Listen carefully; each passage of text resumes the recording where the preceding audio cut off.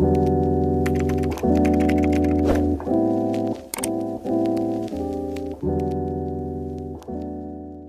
everyone, welcome to the Trina Talk Show, where we only speak things real and raw.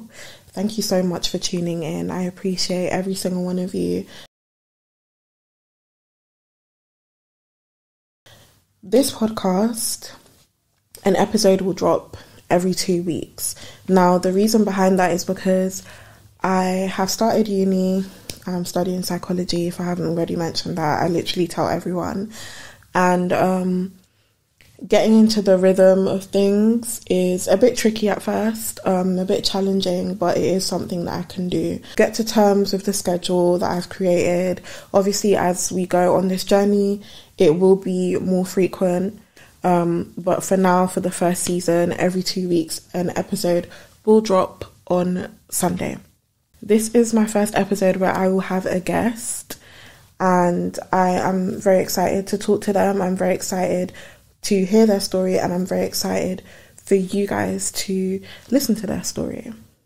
September was Sickle Cell Awareness Month, and this topic is very dear to me because I live with sickle cell trait. Sickle cell disease, also simply called sickle cell, is a group of hemoglobin-related blood disorders, typically inherited. The most common type is known as sickle cell anemia.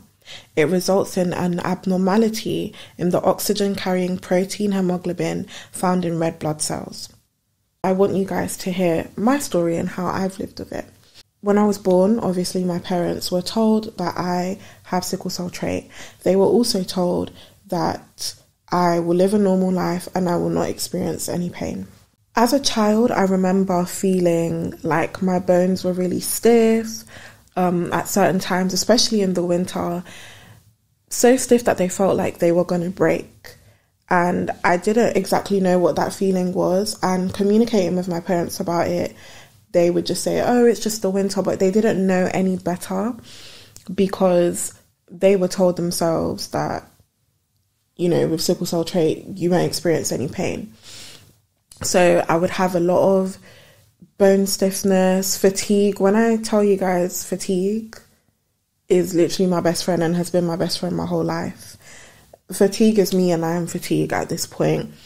I am always tired, sleepy, you know, not wanting to move around. Like, I wouldn't say I was an active child, but I participated in like PE and all of that stuff. So even though I was doing those things, I still remember being in pain.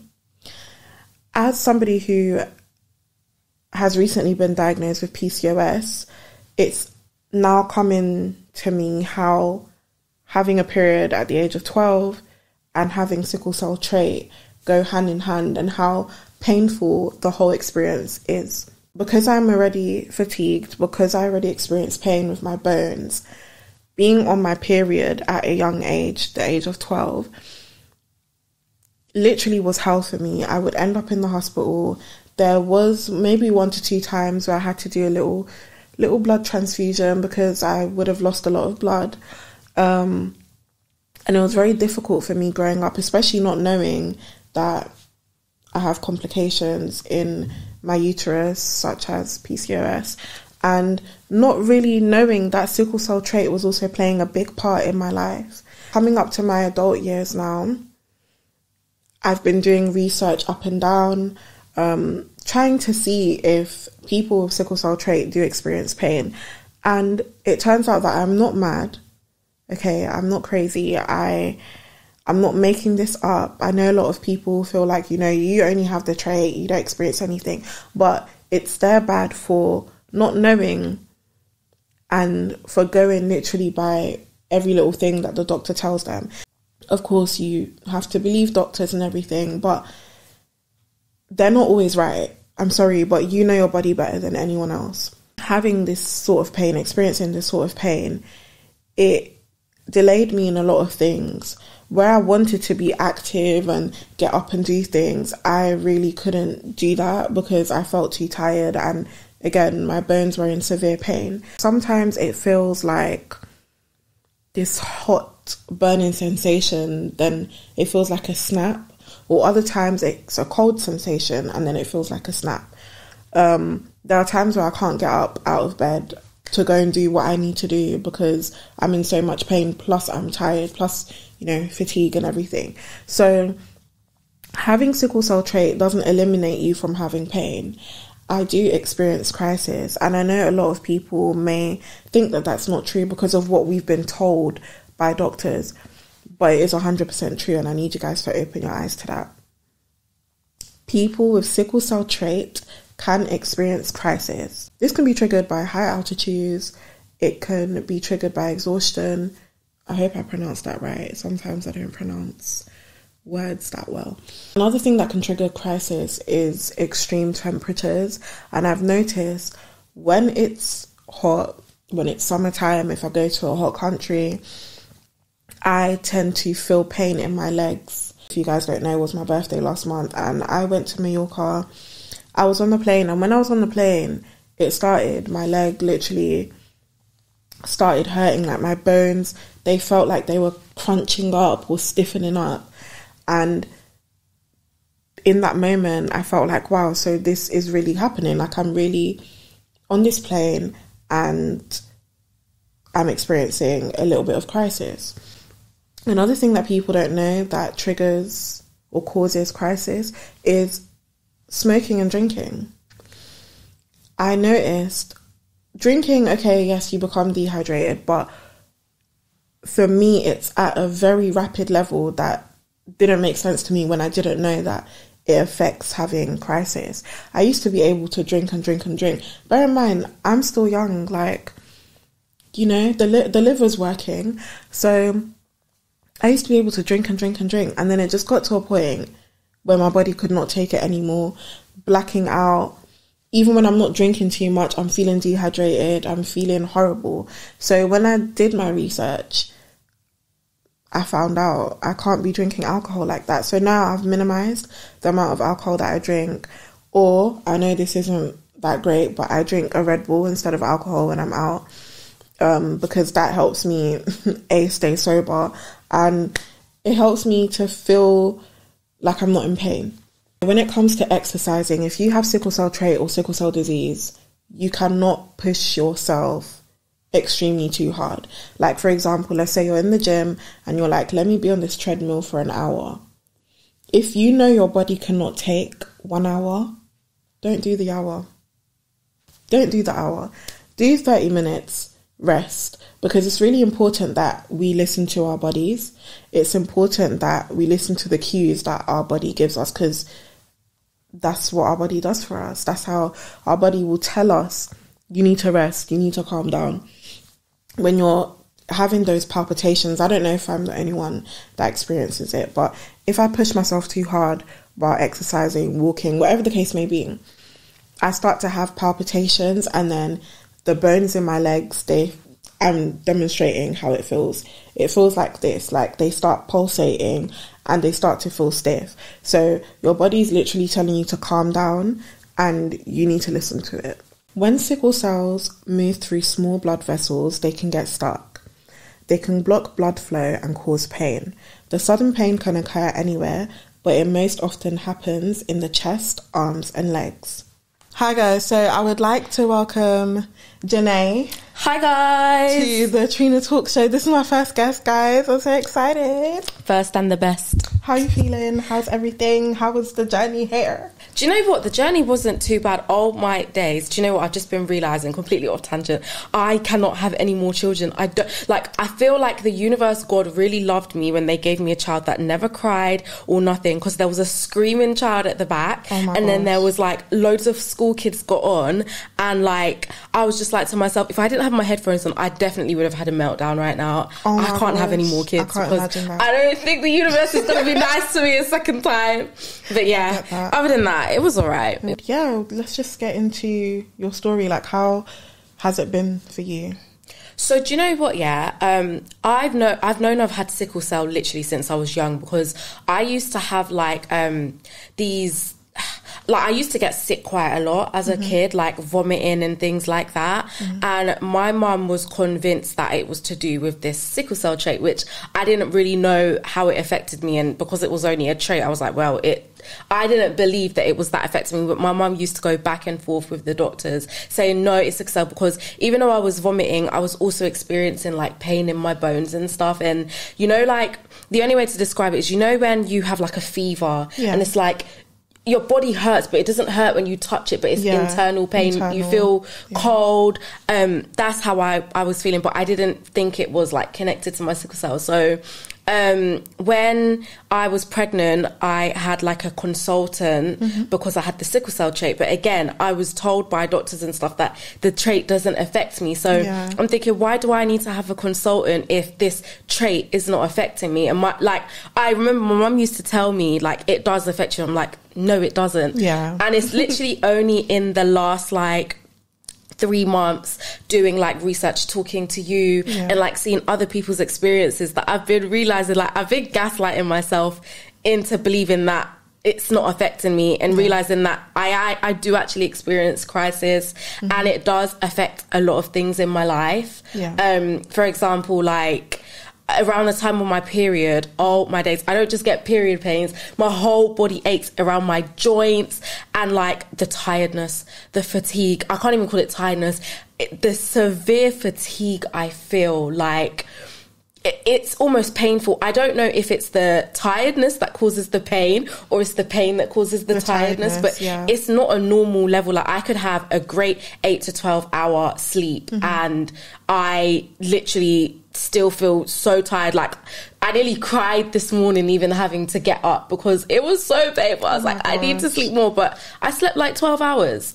So yeah, that's like the main things I'd say I've noticed. Yeah, I can definitely relate to the whole getting up thing. I struggle to get up out of bed because I feel like it's almost like my bones feel brittle, but then they're not. Obviously they're not, but it feels that way, like you said, an internal pain, like they're gonna snap or something. And it's either hot or cold, and it's just weird. And obviously I've been very vocal about the fact that I find it very strange that we've all been told that people with sickle cell trait can't experience crisis or pain, because a lot of us do. I don't know if you remember, I have like a kind of viral video on my TikTok speaking about sickle cell trait. It was actually that video that made me realise like, oh my days, I've been gaslighting myself. This is what all of this is.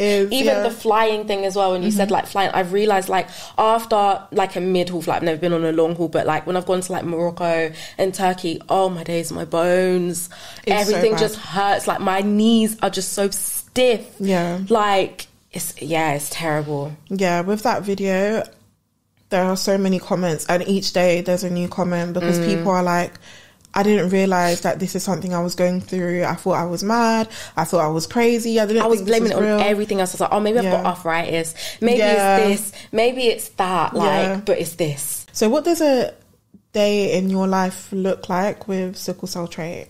So like in the morning my bones are always stiff. Like I wake up with stiff bones every single morning. I kind of have to like stretch. It mainly affects me in my knees, if I'm honest, but like I said, like during the time of my period, it's my whole body. It's always around my joint areas of my body, but obviously I've just kind of like, where I'm a mum and where like this is something that I'm still like researching into. It's not a thing where I can go to the doctor, because I'll probably get gaslit by the doctor and they'll say no, the trait doesn't affect you. I realise like when I'm ill, my symptoms are a lot more heightened as well. Like if I have flu, like I said, like my whole body just aches. I literally can't move.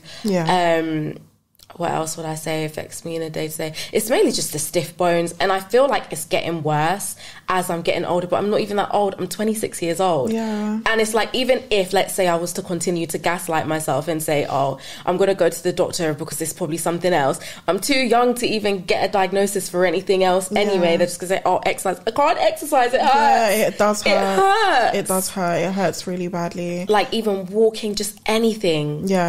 It hurts. It literally takes a toll on your body. Like, it doesn't matter what you do. And I don't know if you experience this as well, but for me, when I take the iron that they prescribe, I can't take it. It makes me feel sick. I get like severely constipated. So I don't take any of the supplements that they give me. What I try to do is I just try to increase like my red meat intake and dark green vegetables as well, because they contain a lot of iron. If you're going to take like iron supplements, personally I just don't like the ones that the doctors give me. So I buy like different kind of supplements, and then I'll make sure I'm just upping like my fiber intake so that I can go toilet. But yeah, there's other ways to get iron in your body.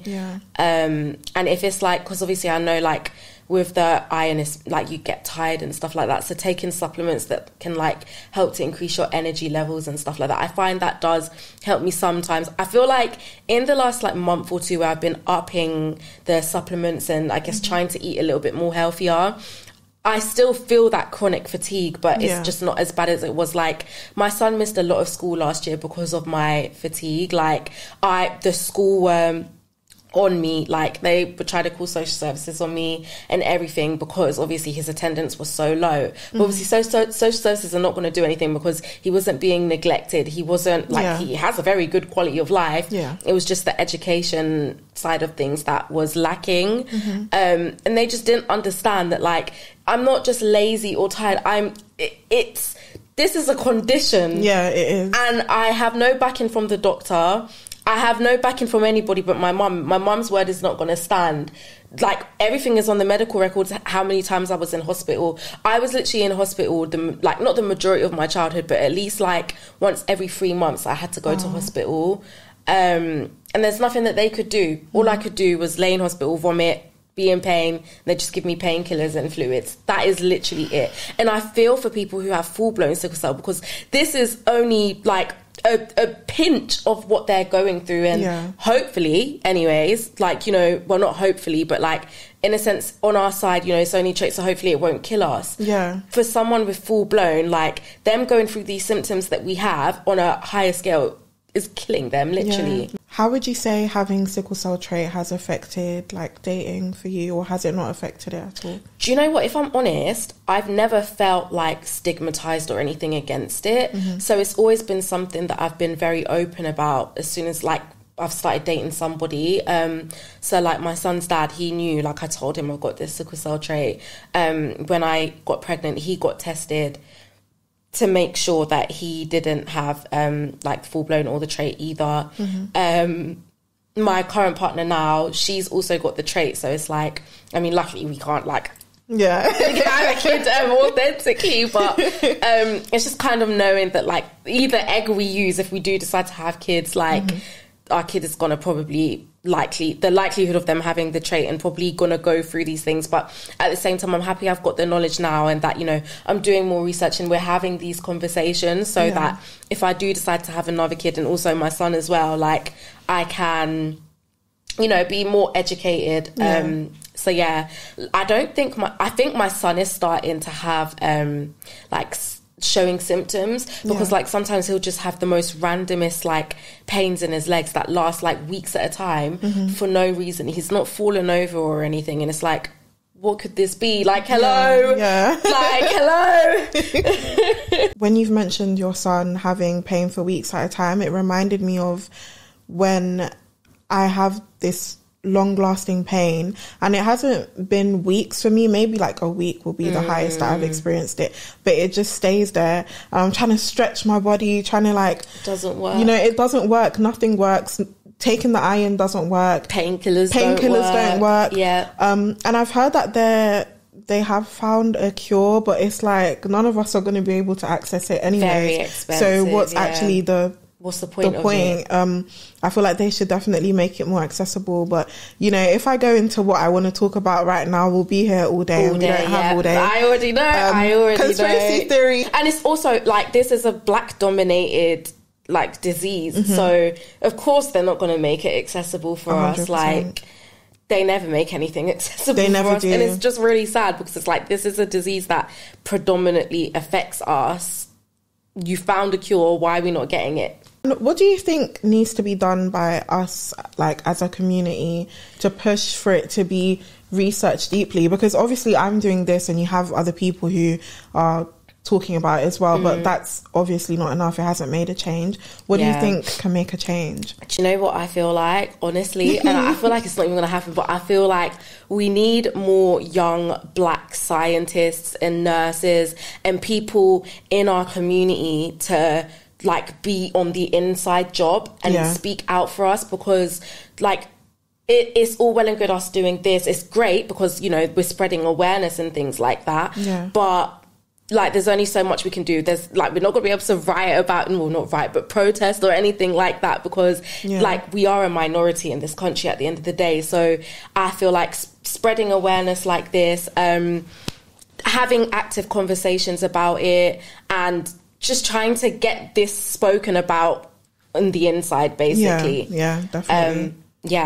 I feel like more black people who are going into like healthcare fields and stuff, this does need to be a priority to them, whether they have the trait, whether they don't have it at all, because at the end of the day, they could date someone with full blown or the trait. They could have a family member, they could have a friend, and, you know, like, just trying to get it on the inside. Because I don't feel like they care enough about it. And it's like we can be talking here all day about it. Exactly. Unless someone on the inside is going to hear us and be like, okay, do you know what? We are going to sort this. And maybe even in our own like home countries as well, like getting awareness spread there and seeing if there's anything they can do, what they're discovering about it, you know? I've seen, I think it was a TikTok video that went viral. I don't remember who it was now, but this couple, they were expecting, or they pretended that they were expecting to see the family's reaction, and the parents, they were African, I think specifically Nigerian.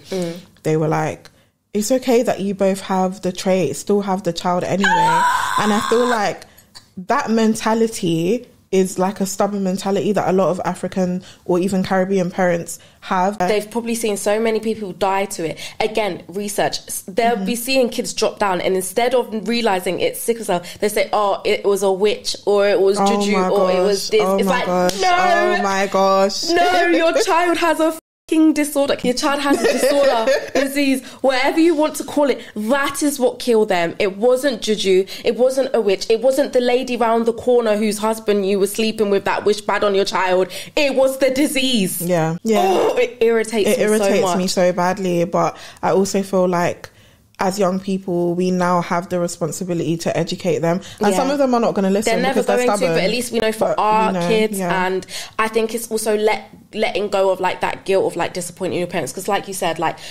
parents who don't have research about it, they'll say, oh, I still have the child anyway. It's fine. It's not that deep. You'll want to continue to have that kid to like please your parents or whatever. It's like, at the end of the day, it's your life. Like your parents' responsibility, it doesn't end for you, but it ends for you at a certain point where you are able to live your life and make your own decisions, and you know what is best for you. I feel like your parents, they always have the best intention for you, but I feel like at a certain age, when they have an ignorant mindset, them knowing what's best for you stops at a certain age. It stops at a certain age, 100%. And you just have to accept that and live your life for you and what you want. I feel like it should be standard that black people get like tested. If you've never been tested for sickle cell, I feel like you need to go and get tested now. You'll get like a card, and at least you'll be able to know. So if you meet somebody with sickle cell trait, your child can still get full-blown sickle cell if two people have the sickle cell trait. So get tested. Like, if you've never been tested, you need to get tested. It's very important. There's centres in majority of boroughs in London. I know there's one in Croydon, in Lambeth. Just go and get tested. It's a quick little blood test. Takes 2 minutes and it's over. Go and get tested, guys. I said this before, and I'll keep saying it throughout the whole video. Go and get tested. It's really, really imperative, especially if you want to have kids. Yes. Definitely. Please go and get tested. And even if you don't want to have kids, whatever, exactly, get tested. Because you could be going through some of the symptoms that we've just discussed, and you're thinking, oh, it's this, it's that, or do.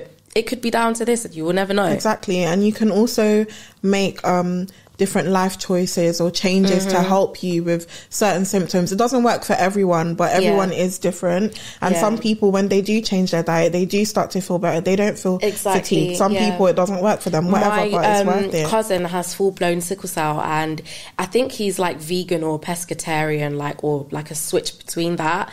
But like, he lives like a very like herbalist lifestyle.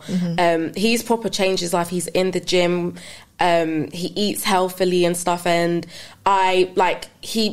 he's living quite a normal life. Like, I'm not saying it doesn't affect him at all, but I feel like his quality of life is a lot better than it would be if he lived the life that I live. Because as much as I can say I take my supplements and I eat healthy, like, you know, I binged on sweets all last night, and yeah, literally, like, I have my moments, do you know what I mean? I feel like you have to be dedicated to living a better lifestyle when you have things like this. Do you feel like your sickle cell trait affects other aspects of your life, so like other things that you're dealing with? Yes. I feel like my stamina for a lot of things, like exercising exercising I feel like my stamina for the whole thing is not where I would want it to be or where it should be. I get tired so easily. I have started walking because of my PCOS. We'll get into that in another episode. Yeah, so because of the whole PCOS thing, obviously it makes it harder for me, but I am tired. I can't do anything. I've tried taking iron tablets from like Holland and Barrett and stuff. No. So they've got like filler ingredients in them as well. So you don't actually get the right amount that you need, and then you end up with other side effects from the other stuff that they put in it. Exactly. It affects me so badly, the whole fatigue thing. Some people don't understand it. They think I'm being lazy, as you've mentioned before. Do you think it affects anything to do with your PCOS at all? Oh, definitely. And especially when I am menstruating. Bedbound for the first 4 days. And usually my period is like 7 days, it could be more. So I'm bedbound, and it will affect like uni or work, and it's horrible. It's horrible. We need a cure. Now, accessible cure. Immediately, we need a cure 50 years ago, but we need it now. Don't forget to subscribe, share, spread awareness, okay? If you are a black person watching this and you don't share this video, you're bad vibes. Bad vibes. You're bad vibes. Okay? Thank you so much for coming on, Janay. Anytime, darling. Thank you for tuning in, guys. Bye, guys. Bye.